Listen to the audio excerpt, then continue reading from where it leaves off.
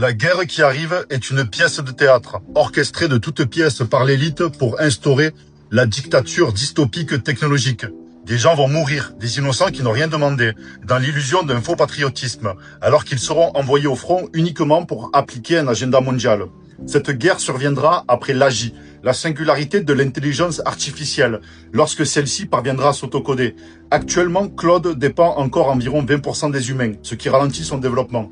Mais le jour où elle n'aura plus besoin d'eux, l'humanité va connaître un bond technologique de plusieurs centaines d'années, en quelques mois seulement. Transhumanisme, Neuralink et surtout tout un arsenal d'outils destinés à contrôler la population.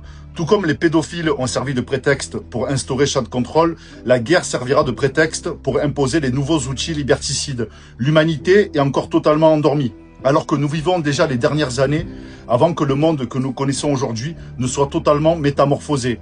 Plutôt qu'une révolte, car trop de personnes restent encore sous le sortilège de l'illusion, nous, les éveillés, devons nous tourner vers un travail intérieur, l'activation de la conscience, la fréquence christique et l'élévation vers une conscience de 5e dimension. Une fois ce travail effectué, notre champ magnétique se propage naturellement aux personnes autour de nous. Nous devenons par notre simple présence des catalyseurs d'éveil spirituel. La lumière finit toujours par triompher. Non pas par la force, ni par le bruit des armes ou les discours, mais par cette radiation silencieuse et inévitable de la conscience pure. Chaque être qui s'élève tire un peu plus le voile. Chaque cœur qui s'ouvre affaiblit l'emprise de l'illusion.